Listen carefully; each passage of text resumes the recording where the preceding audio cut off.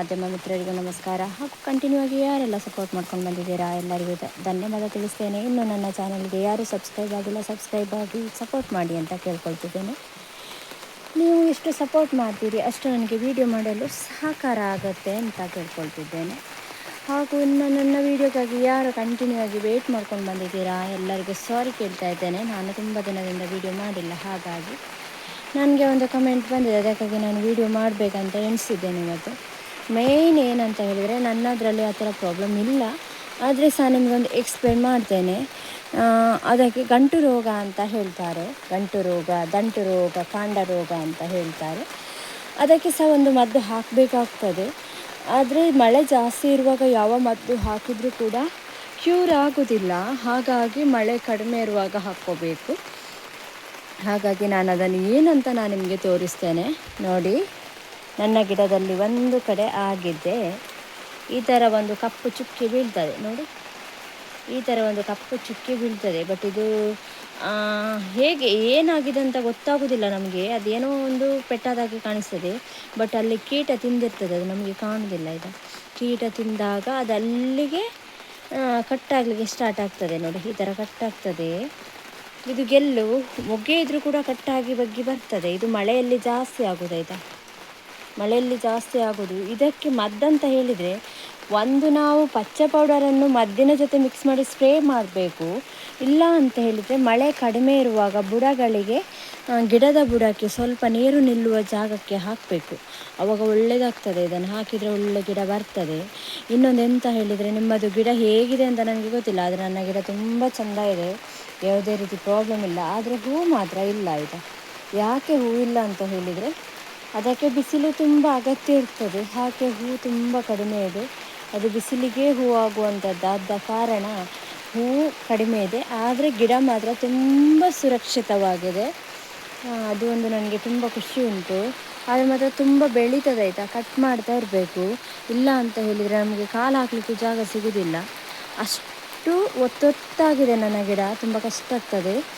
ಹಾಗೆ ಒಳ್ಳೆಯದಿದೆ, ಅಂದರೆ ಬಿಸಿಲು ಬರುವಾಗ ಇಮ್ಮಿಡಿಯೇಟ್ಲಿ ಹೂ ಸಿಗುತ್ತದೆ ಅಂತ ನನಗೆ ಭರವಸೆ. ಲಾಸ್ಟ್ ಟೈಮ್ ನನ್ನ ಗಿಡ ಎಲ್ಲ ಹಾಳಾಗಿತ್ತು, ಪಾಟಲ್ಲಿರೋದೆಲ್ಲ.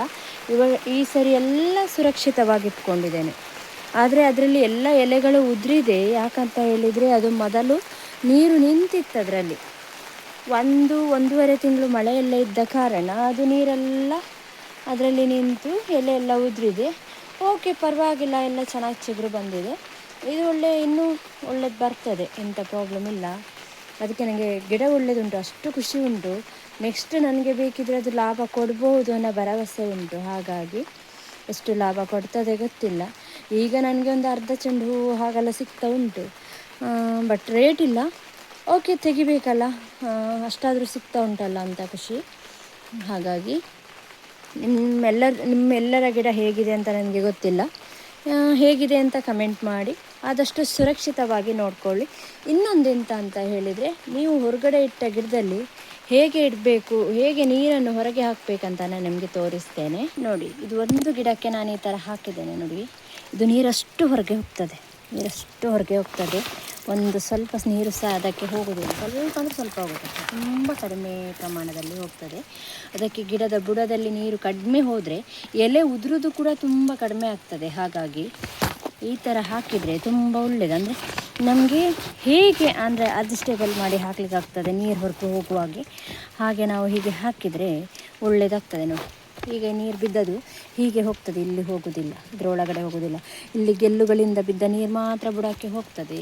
ಆವಾಗ ಅದಕ್ಕೆ ಎಷ್ಟು ನೀರು ಬೇಕು ಅಷ್ಟು ಸಾಕಾಗ್ತದೆ, ಜಾಸ್ತಿ ಇದಾಗೋದಿಲ್ಲ, ನೀರೆಲ್ಲ ಹೊರಗೆ ಹೋಗ್ತದೆ. ನಿಮ್ಮ ಗಿಡಗಳಿಗೆ ಸಹ ಹೀಗೆ ಮಾಡಿ, ಅದು ಗಿಡ ಸ್ವಲ್ಪ ಸುರಕ್ಷಿತವಾಗಿರ್ತದೆ. ಅಂದರೆ ಹಾಳಾಗೋದಿಲ್ಲ, ಎಲೆ ಉದುರುವುದು, ಗೆಲ್ಲುಗಳು ಕೊಳೆಯುವುದು, ಬೇರು ಕೊಳೆಯುವುದು ಆ ಥರ ಎಲ್ಲ ಆಗೋದಿಲ್ಲ. ಹಾಗಾಗಿ ನನ್ನ ಗಿಡ ನೋಡಿ ಎಷ್ಟು ಚೆಂದ ಇದೆ. ಮಳೆಯಲ್ಲಿದ್ದ ಗಿಡ ಅಂತ ಯಾರಿಗೆ ಸಹ ಹೇಳಲಿಕ್ಕಾಗೋದಿಲ್ಲ, ಅಷ್ಟು ಚೆಂದ ಉಂಟು ನೋಡಿ. ಇದು ಮಳೆಯಲ್ಲೇ ಉಂಟು, ಅವಾಗಲೂ ನಾನು ಒಳಗಿಡಲಿಲ್ಲ. ಇದಕ್ಕೆ ಪ್ಲಾಸ್ಟಿಕ್ಕನ್ನು ಕವರ್ ಮಾಡಿದ್ದೆ, ಅದು ಬಿಟ್ಟರೆ ಬೇರೆ ಏನೂ ಹಾಕಲಿಲ್ಲ ನಾನು. ಇದರ ಮೊಗ್ಗೆ ಕೂಡ ನಿಮಗೆ ಕಾಣಿಸ್ತದೆ, ಎಷ್ಟು ದಪ್ಪ ಮೊಗ್ಗೆ ಉಂಟು ನೋಡಿ, ಎಷ್ಟು ದಪ್ಪ ಮೊಗ್ಗೆ ಉಂಟು. ಈ ಬತ್ತದ ಮೊಗ್ಗೆ ಇದು ಕಾಣಲಿಲ್ಲ ಬೆಳಿಗ್ಗೆ, ಹಾಗಾಗಿ ಇದು ಒಂದು ಸರಿ ಹೂವಾಗಿ ಎಲ್ಲ ಮುಗಿಯಿತು. ಇನ್ನೂ ಹೂ ಸಿಗ್ತದೇನೋ ಗೊತ್ತಿಲ್ಲ, ಇನ್ನು ಚಿಗುರು ಬಂದು ಮೊಗ್ಗೆ ಬಂದರೂ ಬರ್ಬೋದು, ಹೇಳಲಿಕ್ಕಾಗಲ್ಲ. ಈಗೆಂತ ಮಾಡಲಿಕ್ಕಾಗೋದಿಲ್ಲ, ಕಟ್ ಮಾಡಲಿಕ್ಕೆಲ್ಲ ಆಗೋದಿಲ್ಲ. ಚಿಗುರು ಬರ್ಬೋದು. ಇದಕ್ಕೆ ನಾನು ಗೊಬ್ಬರ ಹಾಕಿದ್ದೇನೆ ಆಲ್ರೆಡಿ, ಗೊಬ್ಬರ ಉಂಟು ಬುಡದಲ್ಲಿ. ಚಿಗುರು ಬಂದರೆ ಮೊಗ್ಗೆ ಸಿಗ್ತದೆ. ಹಾಗಾಗಿ ಇನ್ನೊಂದು ನಿಮಗೆ ನಾನು ಗೊಬ್ಬರ ಹಾಕಿದ್ದೆ. ಇದು ನೋಡಿ ಎಷ್ಟು ಚಂದ ಚಿಗುರು ಬಂದಿದೆ ಅಂತ. ನಾನೆಲ್ಲ ಕೆಂಪಾಗಿರೋ ಗೆಲ್ಲಗಳನ್ನೆಲ್ಲ ತೆಗೆದುಬಿಟ್ಟು ಇದನ್ನು ಹೀಗೆ ಹಾಕಿದ್ದೇನೆ. ಇದಕ್ಕೆ ಮಾತ್ರ ಡೈಲಿ ನೀರು ಕೊಡ್ತೇನೆ ನಾನು. ಇದಕ್ಕೆ ಮೇಲಿಂದ ನೀರು ಬೀಳುವುದಿಲ್ಲ, ಸೈಡಲ್ಲಿ ಇಟ್ಟಿದ್ದೇನಲ್ಲ ಇದಕ್ಕೆ, ಮತ್ತು ಮೇಲಿಂದ ನೀರು ಕೊಡ್ತೇನೆ ನಾನು. ಇದಕ್ಕೆ ಗೊಬ್ಬರ ಮತ್ತು ಬಾಳೆಹಣ್ಣಿದು ಸಿಪ್ಪೆ ಎರಡೂ ಹಾಕಿದ್ದೇನೆ. ಎಷ್ಟು ಚಂದ ಚಿಗುರು ಬಂದಿದೆ ನೋಡಿ. ಹೀಗೆ ನಿಮ್ಮ ಗಿಡಗಳನ್ನು ಯಾವುದಾದ್ರೂ ಒಂದು ರೀತಿಯಲ್ಲಿ ಸುರಕ್ಷಿತವಾಗಿ ಇಟ್ಕೊಳ್ಳಿ. ಅಂದರೆ ಬೇಸಿಗೆ ಬರುವಾಗ ನಮಗೆ ಮೇಂಟೆನೆನ್ಸ್ ಸ್ವಲ್ಪ ಕಡಿಮೆ ಆಗ್ತದೆ. ಇಲ್ಲ ಅಂತ ಹೇಳಿದರೆ ಎಷ್ಟು ಗೊಬ್ಬರ ಹಾಕಿದರೂ ಚಿಗುರು ಬರೋದಿಲ್ಲ, ಕೆಂಪಾಗೋದು, ಎಲೆ ಉದುರುವುದು, ಈ ಥರ ಎಲ್ಲ ಪ್ರಾಬ್ಲಮ್ಮು ಬೇಸಿಗೆಯಲ್ಲಿ ಸಹ ಆಗ್ತದೆ. ನಮಗೆ ಇವಾಗ ಸ್ವಲ್ಪ ಗಿಡ ಒಳ್ಳೆದಿದ್ದರೆ, ಹೆಲ್ದಿ ಇದ್ದರೆ ನಮಗೆ ಬೇಸಿಗೆಗೆ ಮೇಂಟೈನ್ ಮಾಡಲಿಕ್ಕೆ ಸಹ ಒಳ್ಳೆಯದಾಗ್ತದೆ. ನಮಗೀಗ ಸೆಪ್ಟೆಂಬರ್ ಅಕ್ಟೋಬರ್ ಟೈಮಿಗೆ ಹೂ ಸಿಗುವಂಥದ್ದು ಹಾಗೆಲ್ಲ ಆಗ್ತದೆ. ಹಾಗಾಗಿ ನಾನು ನಿಮಗೆ ಇದೊಂದು ಸಜೆಸ್ಟ್ ಮಾಡ್ತಾ ಇದ್ದೇನೆ.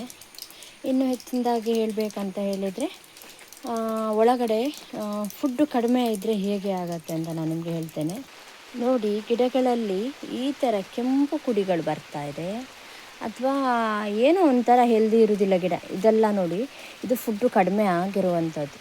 ಬಟ್ ನಮಗಿದು ಗೊತ್ತಿರೋದಿಲ್ಲ. ಬೇಸಿಗೆಯಲ್ಲಿ ಏನೋ ಒಂದು ಕೀಟದ ಬಾಧೆಯಿಂದ ಅದು ಸೊರಗಿ ಹೋಗಿದ್ದೆ.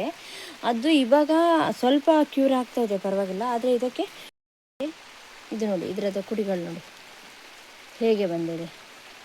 ಸ್ವಲ್ಪ ಕೆಂಪು ಕೆಂಪು ಕಲ್ಲರ್ ಅಲ್ವಾ? ಹಾಗಾಗಿ ನೋಡಿ, ಕಂಪೇರ್ ಮಾಡಿದರೆ ಈ ಗಿಡಕ್ಕೆ ಮತ್ತು ಈ ಗಿಡಕ್ಕೆ ಕಂಪೇರ್ ಮಾಡಿದರೆ ಎಷ್ಟು ಡಿಫ್ರೆನ್ಸ್ ಇದೆ ನೋಡಿ. ಇದರ ಗೆಲ್ಲು ಎಷ್ಟು ಈ ಥರ ಇರಬೇಕು, ಗೆಲ್ಲುಗಳು ಈ ಥರ ಬರಬೇಕು. ಇದು ತುಂಬ ಬಲ್ತಿದೆ, ಅಂದರೆ ಬೆಳೆದಿದೆ ಅಂತ ಹೇಳ್ತಾರೆ. ಇದಕ್ಕೆ ಬೆಳೆದಿದೆ, ಆದರೆ ಸಹ ಈ ಥರ ಬರಬೇಕು ನೋಡಿ, ಈ ಥರ ಬರಬೇಕು ಮೊಗ್ಗುಗಳೆಲ್ಲ. ಇದಕ್ಕೆಲ್ಲ ಫುಡ್ಡು ಕರೆಕ್ಟ್ ಆಗಿದೆ ಅಂತ ಅರ್ಥ ನೋಡಿ. ಈ ಥರ ಕುಡಿ ಬರಬೇಕು, ಇವಾಗ ಹೆಲ್ದಿಯಾಗಿದೆ ಅಂತ ಹೇಳ್ಬೋದು ನಾವು. ಇಲ್ಲ ಅಂತ ಹೇಳಿದ್ರೆ ಈ ಥರ ಎಲ್ಲ ಅಂದರೆ ಇದಕ್ಕೆ ಸ್ವಲ್ಪ ಫುಡ್ಡು ಕಡಿಮೆ ಆಗಿದೆ ಅಂತ. ಫುಡ್ಡು ಕಡಿಮೆ ಆದರೆ ಈ ಥರ ಎಲೆ ಬರುತ್ತೆ, ಆಮೇಲೆ ಈ ಥರ ಆಗ್ತದೆ ನೋಡಿ, ಈ ಥರ ಆಗ್ತದೆ. ಇದು ನನ್ನ ಗಿಡ ಇನ್ನೂ ಹಾಳಾಗಿತ್ತು, ತೋರಿಸ್ತೇನೆ. ಇನ್ನೊಂದು ಗಿಡ ನೋಡಿ, ಈ ಥರ ಆಗಿತ್ತು ಗಿಡ.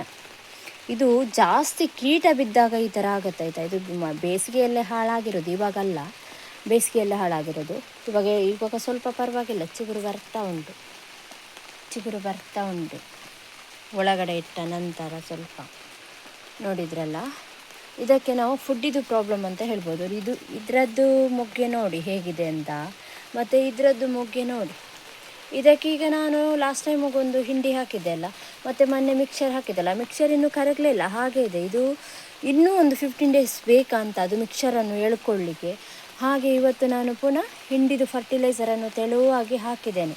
ಇದಕ್ಕೆ ಇನ್ನೂ ಸ್ವಲ್ಪ ಗೊಬ್ಬರ ಬೇಕು. ಇದು ನೋಡಿ, ಈ ಥರ ಇದೆ. ಇದು ನೆಕ್ಸ್ಟ್ ಆಗುವಾಗ ಉಂಟಲ್ಲ, ತುಂಬ ಕೆಂಪಾಗಿ ಗಿಡ ಚಿಕ್ಕದು ಮೊಗ್ಗೆ ಬರ್ತದೆ, ಚಿಕ್ಕ ಮೊಗ್ಗೆಯಾಗಿ ಬರ್ತದೆ ಇದು.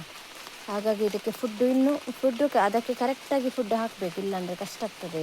ಮತ್ತು ಬೇಸಿಗೆಯಲ್ಲಿ ಕಷ್ಟ ಆಗ್ತದೆ. ನಾವೀಗ ಬೇಸಿಗೆಯಲ್ಲಿ ರೀಪೋರ್ಟಿಂಗ್ ಮಾಡುವಾಗ ಹಾಗೆ, ಈಗ ನನ್ನ ಗಿಡ ಪರವಾಗಿಲ್ಲ, ಒಳಗಡೆ ಇದೆ, ಹೊರಗಡೆ ಇಟ್ಟವರಿಗೆ ಫುಡ್ ಹಾಕಲಿಕ್ಕೆ ಆಗೋದಿಲ್ಲಲ್ಲ.